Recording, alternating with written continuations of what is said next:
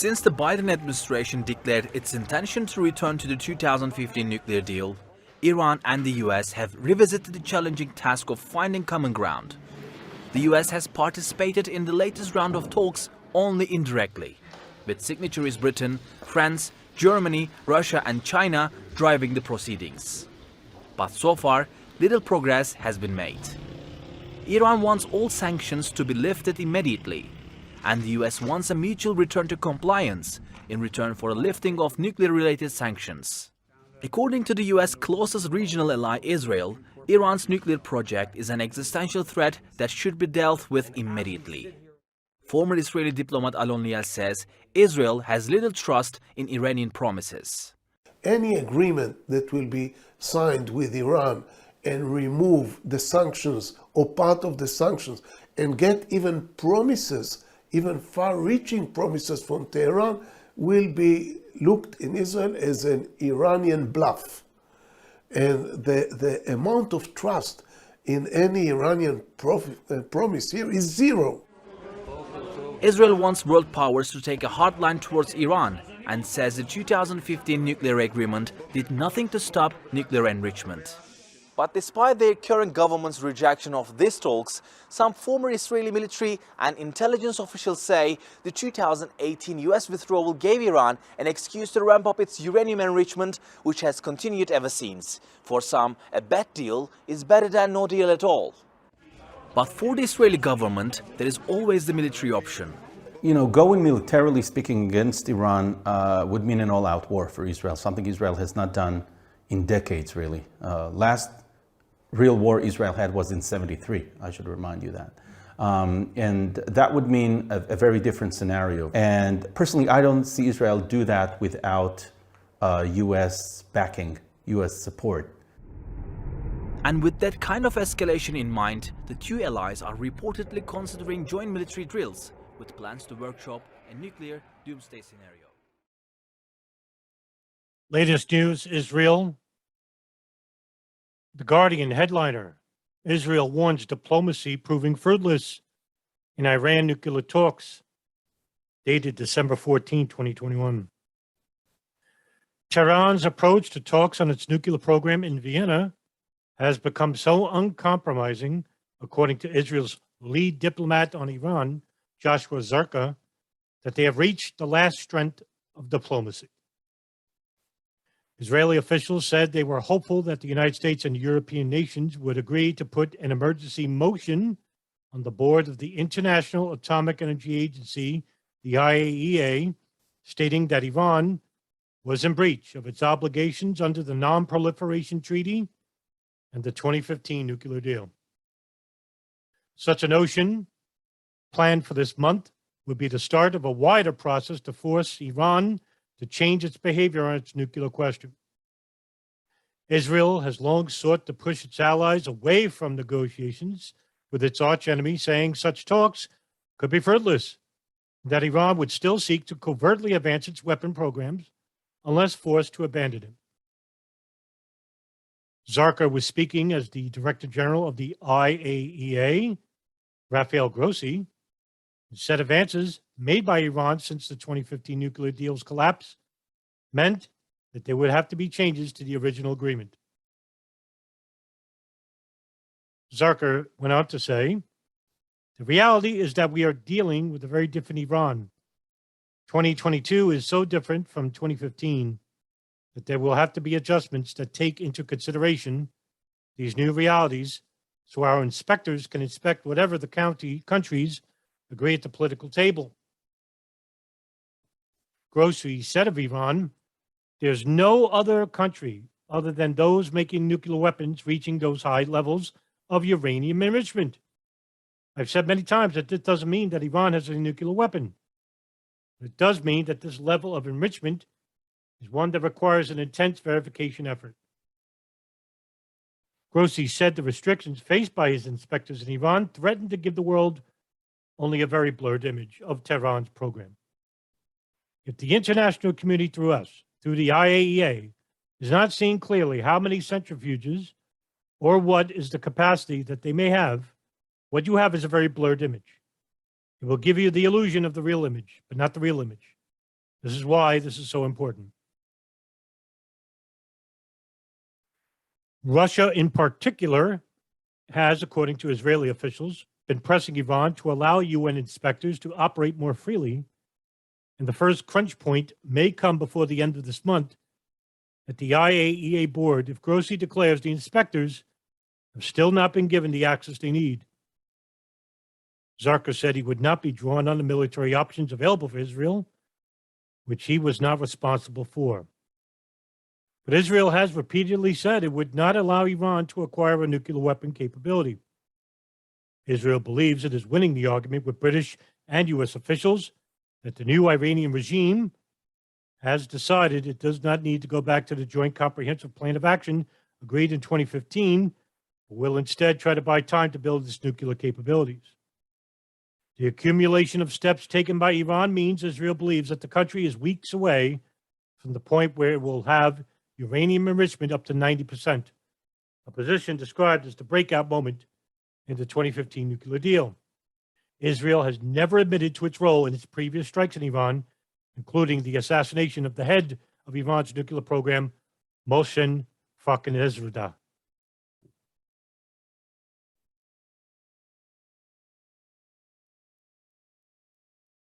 YO News is headliner. Israel finds planes that could be key to a strike on Iran badly backordered. Dated December 15, 2021.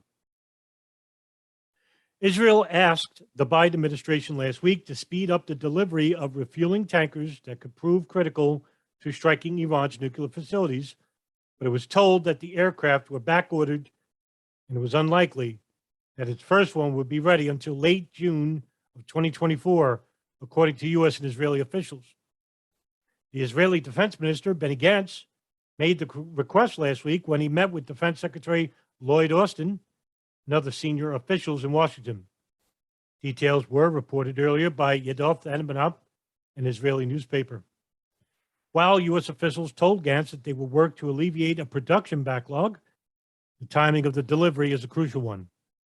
The Biden administration officials are concerned that Prime Minister Naftali Bennett of Israel is trying to revive the threat of a military strike against Iran, after arguing that diplomacy has failed, that the country is closer than ever to a threshold capability of building a nuclear weapon. The request came amid new tensions between Washington and Jerusalem over how to deal with Iran's nuclear program.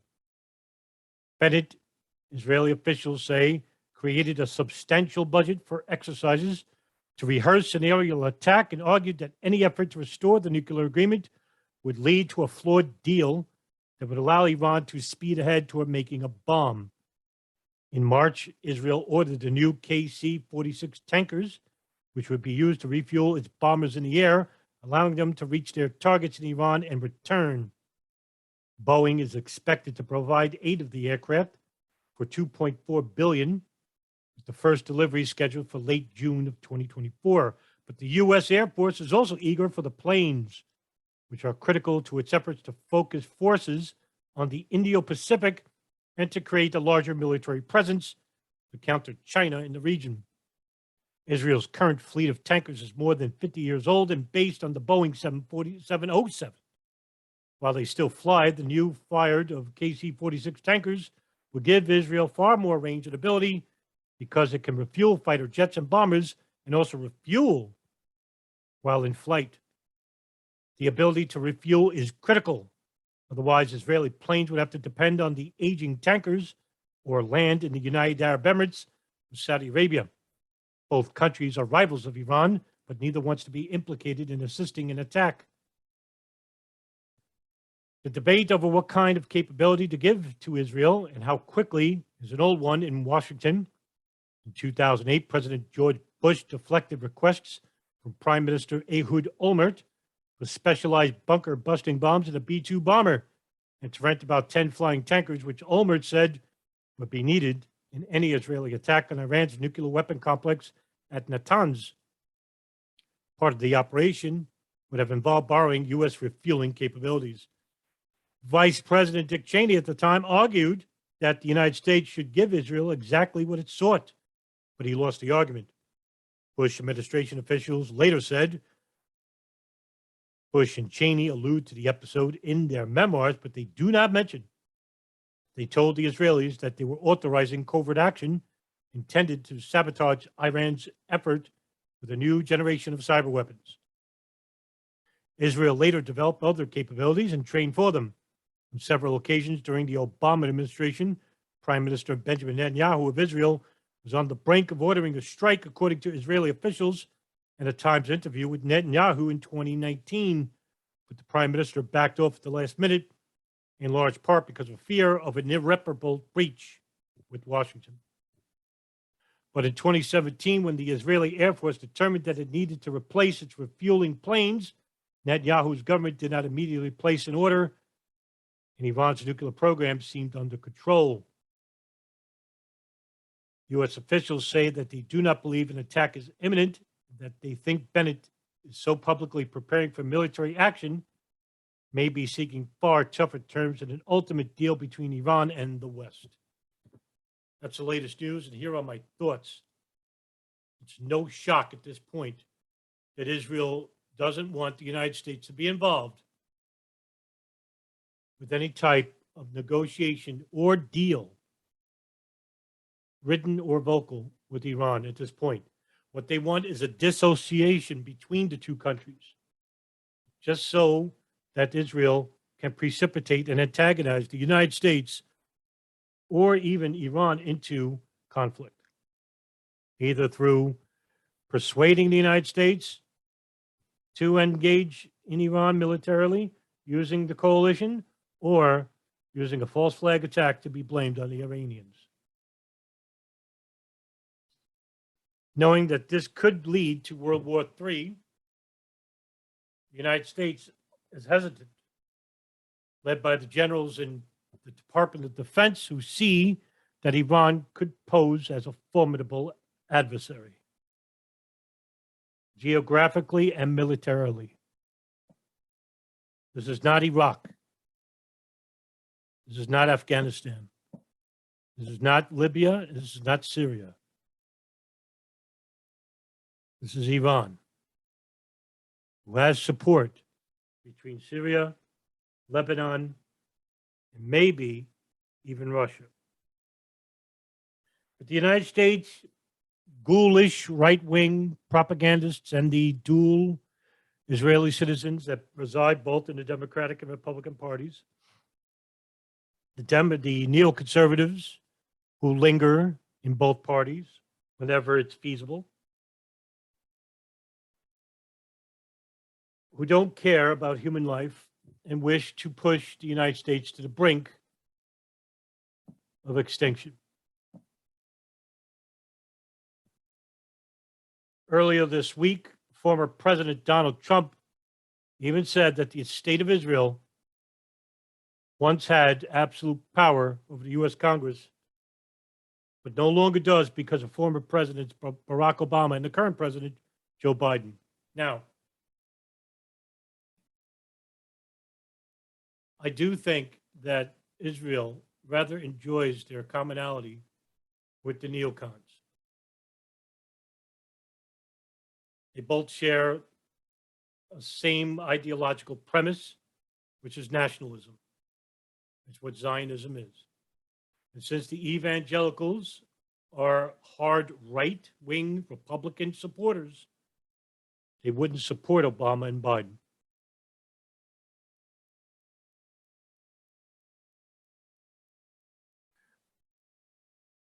Barak Ravid, an author of Trump's piece, said that Trump's comments came immediately after he told Ravid that there are people in this country that are Jewish who no longer love Israel. Now, these would be the liberals.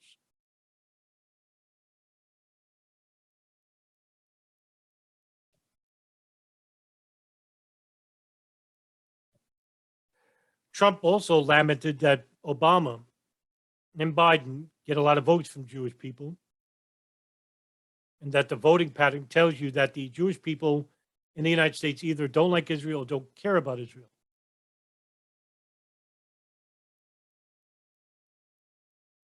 In which he told Ravid in his closing remarks that the New York Times hates Israel, even though the Jewish people run it. which was a reference to the Sulzberger family, who are the longtime owners of the New York Times.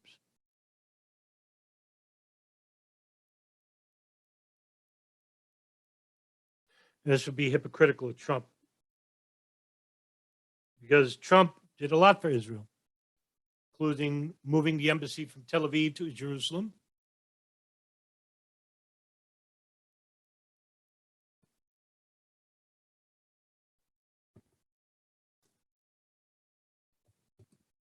giving them a $550 million aid package in 2018.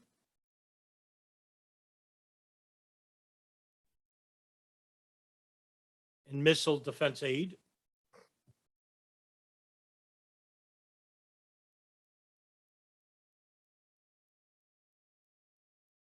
Yes, I think Trump did a lot for Israel, just like every other president does. Obama, at the time, did not want to engage with Iran. And that comes from the Pentagon's top leadership, who see it's not feasible for the U.S., because it will be the U.S., not Israel, who will do the fighting for them. And Israel may have power in Congress, but Pentagon has more power than any foreign lobbyist. Something that you anti-Zionists have to understand. Some of you are anti-Israelis and hide behind that trope. And even though Israel does have power, they don't have ultimate power over the United States government. If that was the case, Iran would have been invaded long ago. Now, to get back to the point,